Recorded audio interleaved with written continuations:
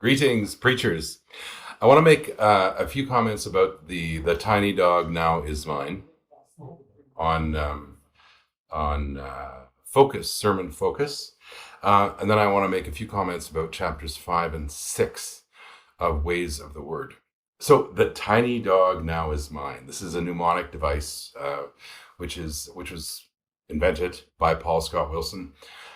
Every letter of every word, as you can see in the document, refers to one aspect of the sermon, one text, one theme, one doctrine, one need, one image, one mission. And this schema is not only good for the 4-page sermon, but for really any kind of sermon that is the kind of sermon where you have one text, where you're starting with one text. So expository sermons, all kinds of different sermons will benefit from the tiny dog now is mine. Paul Scott Wilson put this together. He did his doctorate in English literature. So part of this, what he's getting at here, is just good writing. Focus, focus, focus. Really good, focused writing. So one text, you already have that in this course. I'm asking you to preach from one biblical text, one theme. You're already looking within that one biblical text for one theme, for one thing that's happening there, or one theological idea, or one movement. There's so much in one text, but you have to narrow that down. One doctrine, which, as you study this text, does this seem like salvation this week? Is that the main theological topic? Is it forgiveness? Is it creation? Is it discipleship? What is the main theological idea that seems to be coming out of your study? And you can't do them all, right? So focus on one. And one need, which has to do with human longing. What is the one need? It seems at the bottom of this. And notice that the one need may have a lot to do with page 2, right? Page 2 is about the trouble in the world. It gets to a kind of discussion about what's going on in the world and what's wrong. That is also close to the needs and longings that we have as human beings. One image, yeah. You're creating images in the minds of your hearer. So what is the one image, or as I say in the document, rhetorical line, that can keep us anchored and keep you anchored as well in the sermon? And then finally, one mission. And I know this is kind of hard sometimes for Mennonites to narrow it down to, like, what's the one thing that we learn, or that God is calling us to do through this biblical passage? What's the one concrete thing we can do? Or something that we're already doing as a church or as people that celebrates what God is doing in the world, and we're a part of that. So if you have any questions about the tiny dog now is mine, please put that in the forum this week. The forum this week is voluntary. If you have a question or comment about something, please let me know in the forum. But if you have nothing that comes up for you, then you don't have to put anything in the forum. It's optional. This week we take a look at chapters 5 and 6 of Ways of the Word.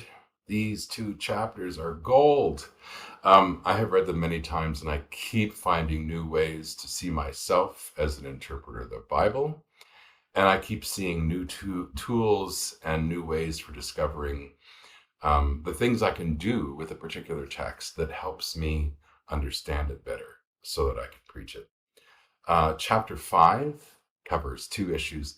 In the first part, we get a general view of interpretation. We humans are interpreting all the time. We're wired to interpret the world. It keeps us alive. And it keeps us interested and keeps us curious. We're always interpreting.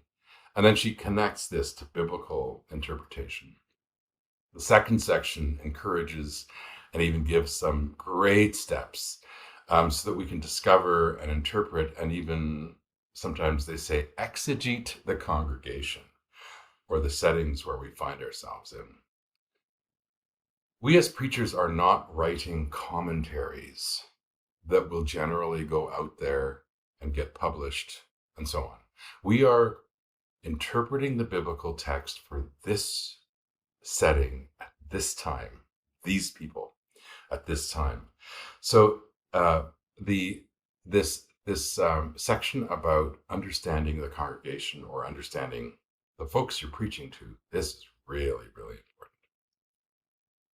Chapter 6 offers a lot of exercises and particular kinds of exercises for interpreting a biblical text.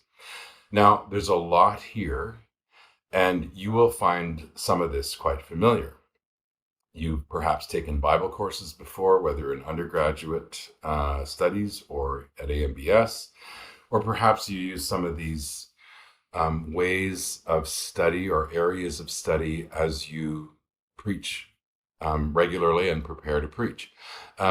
So take note of the kinds of things that are written about here, the kinds of tools and perspectives and questions that will help you understand a biblical text. And so you might see things that are quite familiar. You might see things that aren't familiar. So maybe you want to try this week just some of the questions or some of the areas that don't seem familiar to you. So you can try out some different ways or different questions that help you get to figure out what's happening in this biblical text.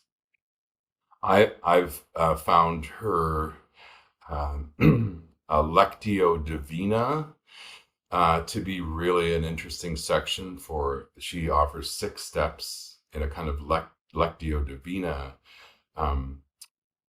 pathway to understand the text. This is quite new. Well, it's really old, but it's also quite new way to understand the text. And then, of course, these sections on the world in front of the text, which we kind of did a few weeks ago or 2 weeks ago when you just looked at the actual text, literary, what is right there that you can see. And the world behind the text, sometimes we have to go to commentaries and other places to find out what's going on in the background. And then she has a whole section there on the world of the listeners, which is tied to the text.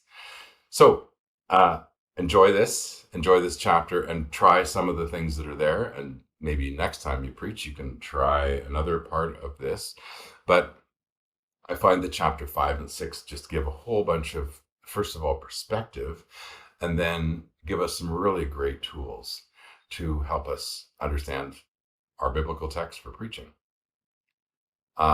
Please put your questions or observations in the forum this week. Again, the forum is voluntary. You don't have to write anything for the forum, but if you have a question or a comment or a complaint, let me know. Have a great day.